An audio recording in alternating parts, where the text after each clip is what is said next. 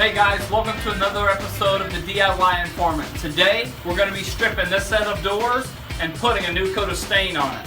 There's a few things you're going to need to strip this door. Obviously gloves for protection. Today, we're using the Goof Off Pro Stripper and an old paintbrush. So what you're going to do, you're going to get your paintbrush. For me, I already have mine in a small bucket or container, and then we're going to apply the stripper with this old paintbrush and see the stripper get to work. You want to apply a nice liberal coat onto the door. Once you've given the stripper about 15 minutes to set, take a scraper and go ahead, and you can see how this stuff's bubbled up. All you've got to do is scrape it off.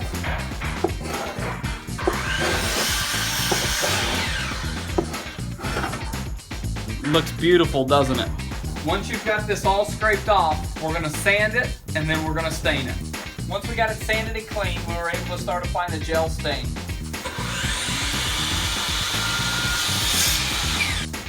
Alright, so we got this door stained last night. We let it dry. What we're going to do is we're going to put another coat on it because we want it to darken up a little bit more.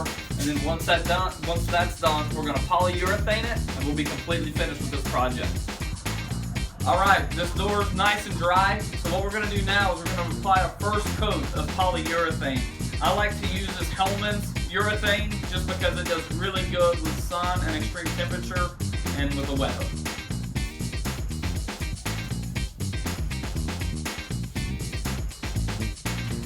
Alright, now that the door's been polyurethane once, we're going to sand it and then paint it again.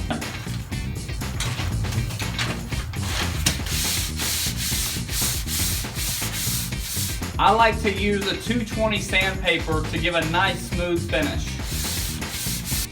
Alright guys, these doors are a wrap. We've completely finished with all the polyurethane. Now the doors are nice and smooth since we sanded it with our 220 sandpaper. So the process that we did, obviously just to recap, was number one, we stripped the polyurethane, then we scraped the polyurethane once it bubbled up from the stripper. Once we did that, we sanded it.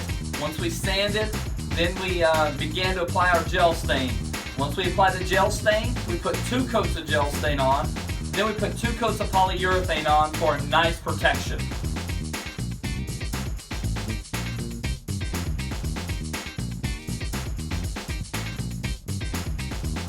If you like this project or any others, please comment, let us know. We would love to hear your advice and your feedback, because we would love to be able to help your dreams become a reality.